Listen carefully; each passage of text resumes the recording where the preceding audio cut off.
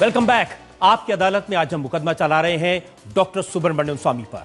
आपकी अदालत में अगला इल्जाम। आपकी अदालत में डॉक्टर सुब्रमण्यम स्वामी पर इल्जाम है कि ये ऊल जुलूल बयान देते हैं।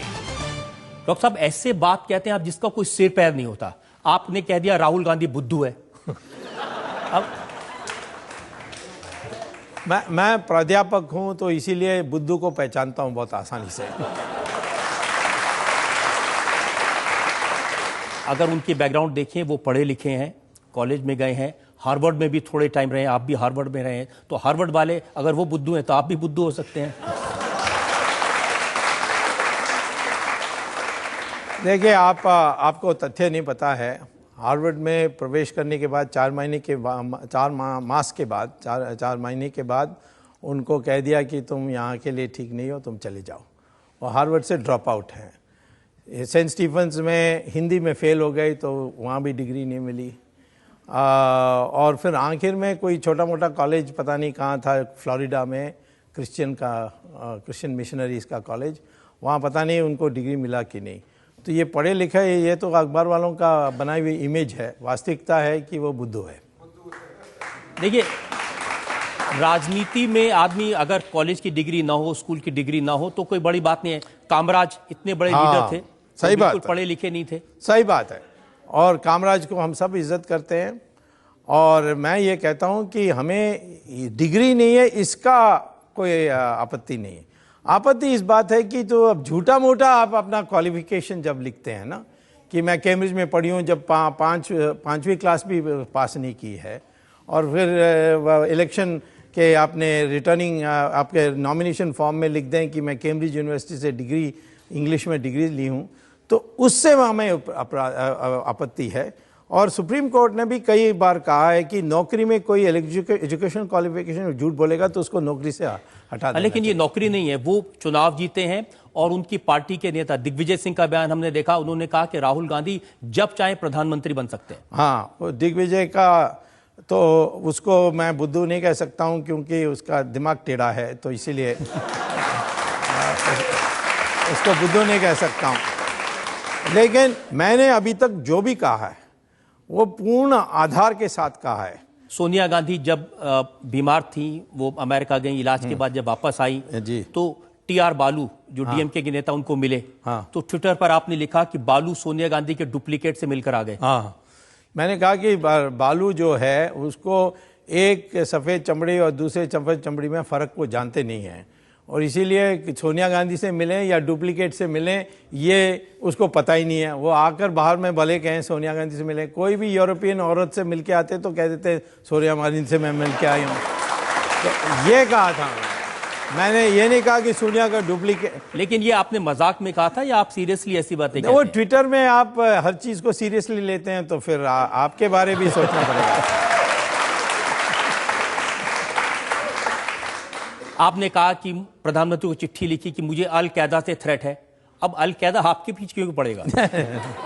नहीं, मैंने ऐसा नहीं लिखा। मैंने एक फोटोस्टैट कॉपी भेजा, ओरिजिनल में भेजा, फोटोस्टैट कॉपी मेरे पास है, और जो मुझे कश्मीर से आया जिसमें वो अल कायदा के लेटर हेड में था। तो मैंने उनको चिट्ठी लिखा और मैंने ये नहीं कहा कि मेरा सिक्योरिटी बढ़ाओ, मैंने कहा जो आपको उपयुक्त लगता है वो करिए सिक्योरिटी के सवाल पर। फिर आपने ये भी कहा कि एलटीटी से आपकी जान को खतरा है। एलटीटी के लिए मुझे कहने की जरूरत नहीं, क्योंकि एलटीटी ने हिट लिस्ट अनाउंस करने में मेरा नंबर 1 था, और ये जेएस वर्मा कमीशन जो सिक्योरिटी एस्पेक्ट्स पर लिए राजीव गांधी के असोसिएशन के बाद बैठाई गई थी, उनके रिपोर्ट में है। तो देखिए, आपको एलटीटी से खतरा है, अल कायदा से खतरा है, और कांग्रेस का खतरा भी आपने मोल ले लिया है। हाँ, क्या जरूरत है इतने खतरे नहीं, परंतु उन सब के लिए मैं सबसे बड़ा खतरा हूं, इसीलिए वो कुछ नहीं कर पा रहे हैं।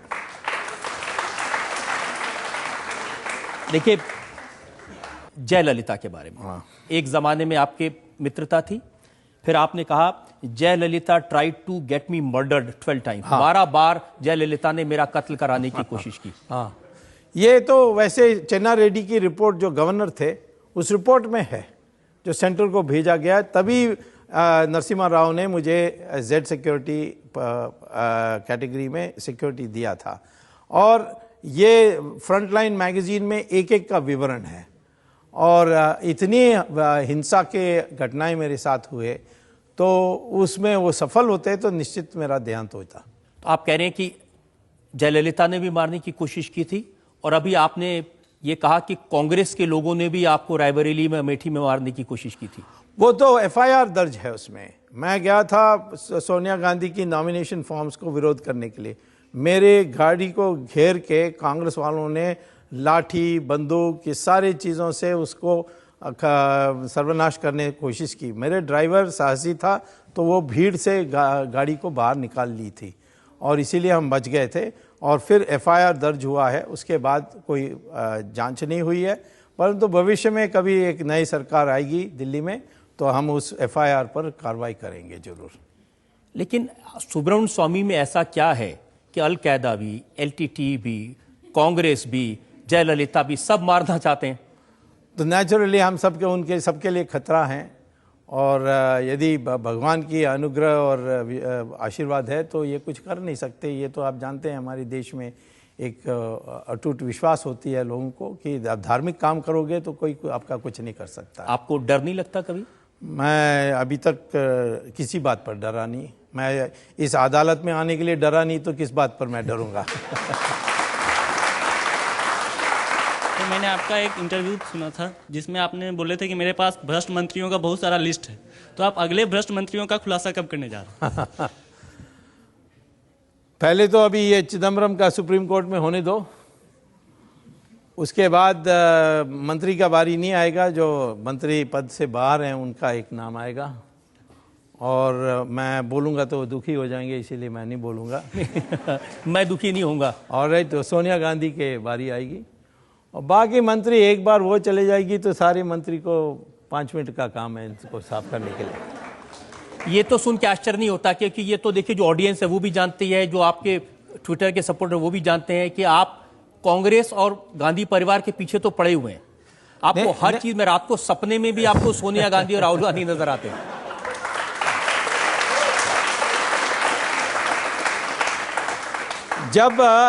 जब द्रोणाचार्य अर्जुना को सिखा रहा था कि तीर कैसा चलानी है, तो उन्होंने क्या कहा कि तुम्हारे ध्यान उस पक्षी को देख रहे हो, उसका आंख ही दिखना चाहिए और कुछ नहीं दिखना चाहिए, पर नहीं दिखना चाहिए। वैसे ही मैं जब किसी के पीछे बढ़ जाता हूं तो स्वप्न भी उनको ही देखता हूं, और मुझे और कुछ नहीं दिखता है, और इसी तरीके से शिकार करनी चाहिए, वैसे और किसी तरीके से नहीं करना चाहिए। मैंने देखा आपने रॉबर्ट वड्रा पर तरह तरह के इल्जाम लगाए। हाँ, लगाए उसमें। वो तो बेचारे राजनीति भी नहीं है, अपना बिजनेस करते हैं। अब वो क्या बिजनेस करते हैं ये पहले पता करें। वो हांगकांग में क्या बिजनेस करते हैं, इटली में क्या बिजनेस करते हैं, इंडिया में उसके पास 6 जहाज हैं, वो कैसे उसके पास आ गए, ये मुझे लगता है कि ये स्कूल भी पास नहीं किया ये,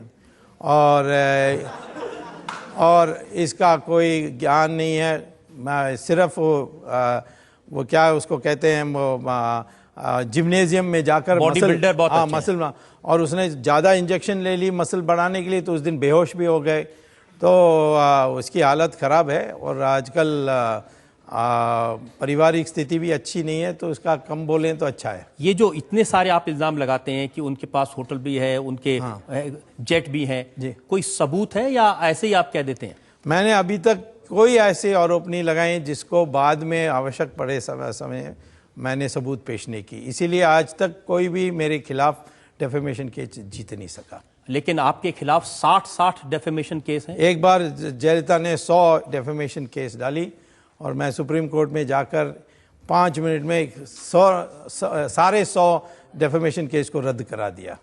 तो आप भी डालकर देखिए क्या हाल होता है आपका। मुझे तो शायद जरूरत नहीं पड़ेगी, लेकिन जिन लोगों पर आप इल्जाम लगाते हैं ये लोग तो जरूर कोर्ट जाएंगे आपके खिलाफ। नहीं, कोई नहीं गया है अभी तक।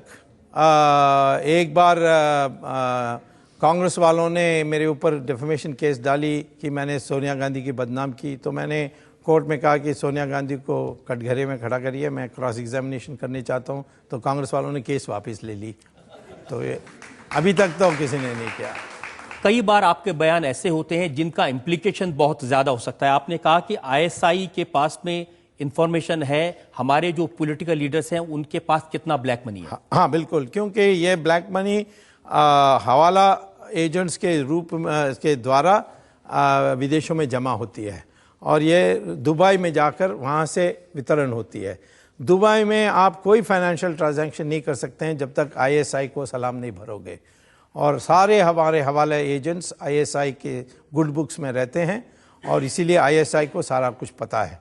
और इसीलिए मैंने ये भी कहा था कि अफजल गुरु को फांसी देना या कश्यप को फांसी देना, ये आज की वर्तमान सरकार से उम्मीद मत करिए, क्योंकि वो पाकिस्तान से डरते हैं।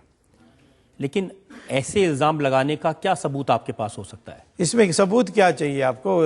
कसाब को तो नहीं फांसी दे रहे हैं, वो तो कोर्ट में पेंडिंग है। कौन कहता है कोर्ट में पेंडिंग है? आप ये जो अफजल गुरु का कौन से कोर्ट में पेंडिंग है? राष्ट्रपति के सामने पेंडिंग है। राष्ट्रपति इतना समय क्यों लगा रहे हैं? बाकी चीज़ों में तो बड़ी तेज़ी से कर देती है, इसमें क्यों इतना समय लगा रहे हैं? और ये एलटीटी के जो 4 लोग हैं उनको क्यों नहीं उनको क्यों अभी तक नहीं दिया? 1999 में सुप्रीम कोर्ट ने कहा था इनको फांसी देना चाहिए, अभी तक नहीं दिया है। तो इसके पीछे यही हो सकता है कि ये डरते हैं। अब हो सकता है कि बेसिस पर आप इतनी बड़ी बात कह देते हैं। अब जब कुछ मुझे कोई मजबूर करें कि आधार दें तो दे दूंगा। अब कोई मुझे पूछता ही नहीं है आधार। मैं आपसे पूछ रहा हूँ, बताइए। ये पहले ही बता देते तो मैं ये पहले ही बता देते तो मैं सारा डॉक्यूमेंट के बक्सा लेकर यहाँ आ जाता और सामने पेश करता, परंतु आपने मुझे कहा कि आप अक्यूज्ड के रूप में यहाँ आना है, वकील के रूप में नहीं आना है। तो अगले बार आप मुझे वकील बना के यहाँ बुलाइए तो मैं सारा पेश करके जाता हूँ। अक्यूज्ड के लिए कभी हमारे डॉक्टर स्वामी से जनता में जो लोग सवाल पूछना चाहते हैं, जी हाँ, आप यहाँ सेकंड रो में। हाँ, आप हर वक्त अगेंस्ट क्यों जाते हैं कांग्रेस के? लोकतांत्रिक देश है, अतिथि देवो भव मानते हैं हम। सोनिया गांधी को हम चाहे तो इज्जत दें, हम एक हैं, वो भावना हो। देखिए, ये गलती सीता ने भी की थी रामायण में कि जब रावण आए थे साधु बन के, तो उस मर्यादा के लिए उन्होंने लक्ष्मण रेखा भी पार कर दी। तो कोई वेश बदल के हमारे देश में आ जाए तो हम तो विश्वास करने वाले नहीं है सीता जय।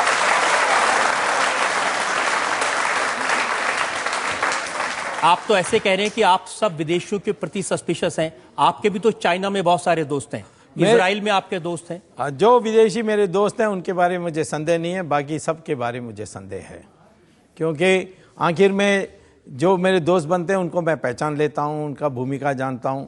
जो आते हैं और अपने भूमिका के बारे झूठ बोलते हैं तो और पकड़े जाते हैं, तो फिर उसके बाद मुझे संदेह होना स्वाभाविक है। और इस देश में दोस्त बनना एक बात है, परंतु हमारे देश की सिंहासन में बैठने के लिए किसी विदेशी को अधिकार हम दे नहीं सकते। देखिए, ये तो आप इल्जाम नहीं लगा सकते, क्योंकि सिंहासन पर बैठने से तो सोनिया गांधी ने इनकार किया, उन्होंने तो त्याग किया, बनी बनाई प्राइम मिनिस्टरशिप छोड़ दी।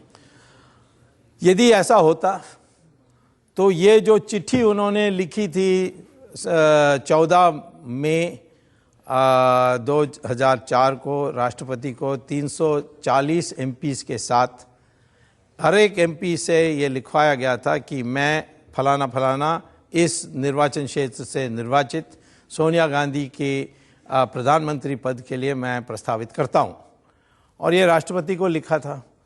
तो उसमें एक चिट्ठी ये भी था, मैं सोनिया गांधी रायबरेली से निर्वाचित सोनिया गांधी के नाम प्रस्तावित करती हूँ। तो इसीलिए ये झूठ है कि वो नहीं चाहती थी। और मैं ये जानता हूँ कि टीवी में आ रहा था उस दिन 17 मई 2004 को कि 5 बजे सोनिया गांधी आएगी प्रधानमंत्री राष्ट्रपति के पास दावेदार बनकर, और मैं उसी दिन मुझे राष्ट्रपति ने बुलाया था 12:30 बजे, और मैंने बताया कि ये बन नहीं सकती, हमारे विधि व्यवस्था के अनुसार, हमारे कानून के अनुसार वो बन नहीं सकती, और मैंने सबूत पेश किया। राष्ट्रपति ने फिर 3:30 बजे चिट्ठी लिखी सोनिया गांधी को कि आप 5:30 बजे आने वाले थे, अब मत आइए, क्योंकि उसमें जो मैंने सीधे प्रत्यक्ष नहीं देखा, परंतु जो उपस्थित थे उस दिन जनपद में, उन्होंने देखकर मुझे बताया, नाम मैंने बता सकता हूँ। और उन्होंने बताया कि उसमें लिखा था कि ये आरोप आई हैं और इस पर मुझे जांच करनी है, और यदि आपको सरकार बनाने के लिए कुछ बात करनी है तो अगले दिन आप 10 बजे आइए। मैं कांग्रेस वालों को कहता हूं कि मैं जो कह रहा हूं वो सही नहीं है। तो वो जो 3:30 बजे की चिट्ठी आई थी, जिसका लास्ट पैराग्राफ मनमोहन सिंह ने एमपीज के सामने पढ़ी थी 5 बजे, उस चिट्ठी को बाहर कर दीजिए। आज तक कांग्रेस वालों ने ये नहीं माना है, तो ये बिल्कुल सही नहीं है। मैं आपकी बात मान लेता हूं कि आपकी चिट्ठी, आपके इंटरवेंशन से सोनिया गांधी प्रधानमंत्री नहीं बनी पहली बार, लेकिन दूसरी बार तो उनके पास मौका था। कब? नहीं, वो कानून आज भी लागू है, और मैं आपको बता सकता हूं आज, और आधार मत पूछिए, राहुल गांधी भी नहीं बन सकता है। अब आधार क्यों ना पूछेंगे? ये क्या बात? क्योंकि ये मैं उस समय तक रहस्य रखूंगा जब ये नौबत आएगी। तो और बहुत सारे रहस्य मेरे पास भी हैं आपके बारे में। हम एक और ब्रेक के रुकेंगे, और ब्रेक के बाद आपकी अदालत में डॉक्टर सुब्रमण्यम स्वामी पर जनता के मुकदमे का एक और।